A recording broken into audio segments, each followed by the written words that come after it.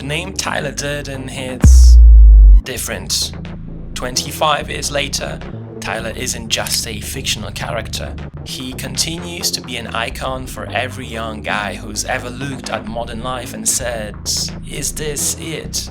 And there are more disenchanted, pissed off young men than most of us would like to admit. While Instagram influencers sell you morning routines, optimization hacks, and how to get rich schemes, Tyler offers something more radical. A permission to stop pretending the hamster wheel even matters. Self-improvement is masturbation, he says, and suddenly all those productivity bros counting every calorie and tracking every metric look exactly like what they are: slaves to a different kind of consumption.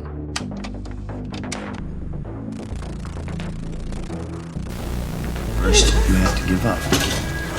First, you have to know, not fear, know that someday you're gonna die. Many of us feel this creeping hollowness. Art seems stale. People seem like caricatures, and society feels like it's sleepwalking into the void. We traded meaning for marketing, truth for algorithms, beauty for profit. Culture is no longer made to uplift or inspire. It's produced by committees to generate clicks, outrage, or brand loyalty. Everyone sees the same content, wears the same ironic fits, talks in the same recycled memes. It's not individuality, it's conformity in drag. At the same time, there are no longer any places where we can spend time with real people. The idea of community has collapsed. We've replaced God, truth, beauty, masculinity, femininity, nature, and tradition with consumption, virtual existence, and technocratic control. While the world pushes for sensitivity trainings, corporate slavery, and complete obedience, more and more young men are deciding to quit society altogether. Tyler channels this dissatisfaction and makes it very clear that none of this really matters. You're not your wallet, you're not the car you drive, you're not your fucking khakis. You're part of something bigger. You're in the middle of a spiritual war. Will you take up the gloves? Or will you bow your head and continue pretending that you didn't notice?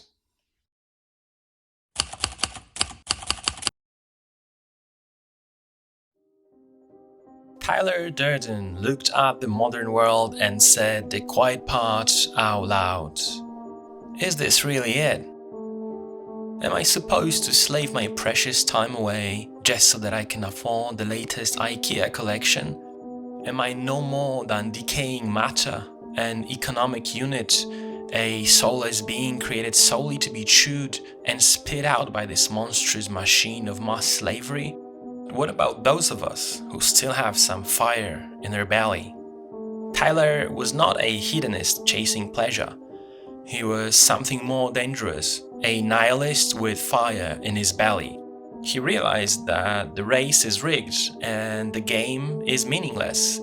But instead of just giving up, he decided to send a message before jumping off the trolley. Let the chips fall where they may. And his message still resonates with millions of young men because they know exactly what he's talking about. We've all felt that Sunday night dread, that slow realization that we're living someone else's definition of success while our souls rot from the inside. And Tyler's message goes much deeper. My dad never went to college, so it's real important that I go. That sounds familiar. So I graduate, I call him up long distance. I said, Dad, now what? He says, get a job. Same here. Now I'm 25. Make my yearly call again. I said, Dad, now what? He says, I don't know. Get married. You can't get married. I'm a 30-year-old boy. We're a generation of men raised by women. I'm wondering if another woman is really the answer we need. We've built ourselves this illusion of a safe, comfortable world, but in doing so, We've built ourselves a cage. Contrary to what popular culture teaches us through books, television shows, or movies, men have never been home dwellers, the adorers, or the passive dog shit collectors. Men were warriors, rebels, protectors, providers, explorers. We were never meant to have pet cats, pajama parties, or perfect cozy apartments. We were always meant to find meaning and to follow a higher calling. And modern living has taken it all away from us. Testosterone and fertility rates are in freefall. Men as we know them are becoming extinct. Feminists will say, good, the less toxic masculinity, the better. After all, men are inherently toxic. You've served your use as providers and protectors. Now either become domesticated or disappear from society. We're still men. Yes, we're men. Men is what we are. The numbers don't lie. Men account for nearly 80% of all suicides while being only 50% of population. More and more young men are also struggling in terms of career and education. And it's not that men have suddenly become dumber. It's just that young men want no part of what the universities have become. The fact that Tyler Durden has become so iconic is no accident. Over the years, every place where men could go and bond has been invaded and reduced to a feminized, castrated version. Every space we've ever enjoyed has been overtaken by sensitivity trainings, hate speech laws, safe spaces, and HR departments. Men are simply no longer allowed to be men. We're only allowed to be what the society allows us to be. A made-up Hollywood/social media caricature that matches a skewed fantasy of what a man should be. We're told that male-only spaces are inherently toxic, that male bonding is suspicious, that masculine instincts are problematic. That's why Fight Club was such a hit among the men in the film. It was the only place that allowed them to show their true selves. It allowed men to connect with one another. It was, in a sense, a male safe space.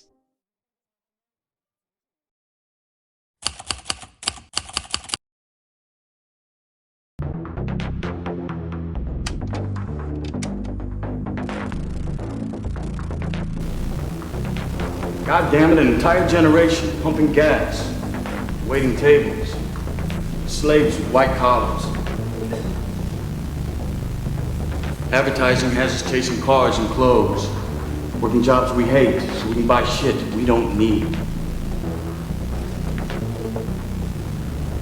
We're the middle children of history, man. No purpose or place. We have no great war, no great depression. Our great war is a spiritual war. Our great depression is our lives. Young men today are desperately trying to replace their lost masculinity with productivity podcasts, books, workout routines, Jocko Willings and Andrew Tates of the world. They try to outrun the all-engulfing emptiness and the omnipresent sense of pointlessness in 200-mile ultra marathons. But no amount of training, perfect sleep routines, or expensive cars will make up for the fact that their existence has been reduced to a fake, plastic version of what it used to be. What's the point of all this endless self-improvement if in the end you feel even more detached from your real nature? Why are you trying to be more productive in a soulless consumerist system that only offers you scraps and illusions? Why are you so obsessed with your health and wellness if the only narrative to your story is being an obedient, productive worker bee? Why are you trying to be perfect if the idea of perfection is slavery? We all started seeing things differently. Everywhere we went, we were sizing things up.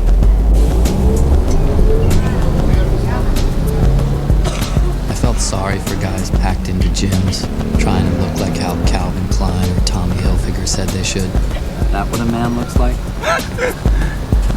Self-improvement is masturbation. Now self-destruction. As we know from the film and the book, Fight Club wasn't really about fighting. It was about finding your tribe. In a world where men are increasingly isolated, Tyler created something primal, a brotherhood based on shared struggle and mutual respect, and through blood and sweat. Studies show that men's friendships have declined dramatically. We have fewer close friends, less emotional support, and increasingly atomized lives. Tyler gave men what they were starving for, a sense of purpose that goes beyond paying bills and consuming. You have to know, not fear. Know that someday you're gonna die. He offered the kind of clarity that only comes from staring death in the face. And yes, Project Mayhem was extreme. That is exactly what young men crave the most after being forced to eradicate their masculinity and be acceptable, gentle, smiling sheep. The destruction of data centers that stored credit debt was poetic. For the first time in their lives, the Project Mayhem members had an excuse to be destructive in a constructive way. They could go to war against the system and free the people from debt slavery. And it was poetic because all creation starts with destruction. Project Mayhem was not about mindless destruction for destruction's sake, like Loki bringing about Ragnarok to destroy the corrupt gods, like Hercules cleaning the Augean stables of filth, like the French Revolution dismantling the aristocracy. It was destruction for the sake of replacing the rotten, oppressive system and taking a risk to create something new, something hopefully better.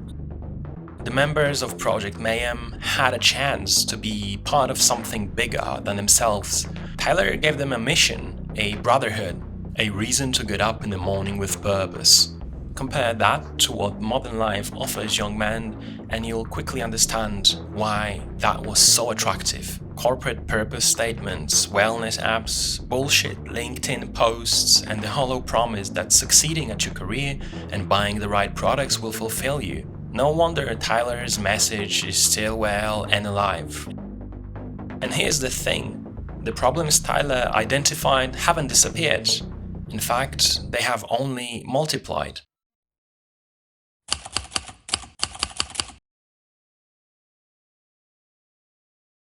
Tyler Durden lives on in every forum where men gather to talk honestly about their experience. In every space where guys admit they feel lost, emasculated, and forgotten. These aren't necessarily toxic spaces. They're often just the only places men can speak truth without being gaslit. When society offers no legitimate outlets for masculine energy and frustration, men will find illegitimate ones. When you demonize male nature instead of channeling it, you don't eliminate it. You drive it underground. Tyler's message endures because he diagnosed real problems that we're still too afraid to address honestly. Male alienation, the meaninglessness of consumer culture, the emasculation of modern men, the loss of genuine community and purpose. We can call men toxic all we want, but that won't make the problems disappear. Men still need purpose. Men still need brotherhood. Men still need to feel like their existence matters beyond pointless slavery and consumption. Maybe Tyler was wrong about the solution. Maybe he wasn't, but he was dead right about the problem. Tyler didn't create the anger and frustration he channeled. He just gave it a voice, and that voice is still echoing, now louder than ever. You're not how much money you have in the bank. Not the car you drive. You're not the contents of your wallet. You're not your fucking khakis.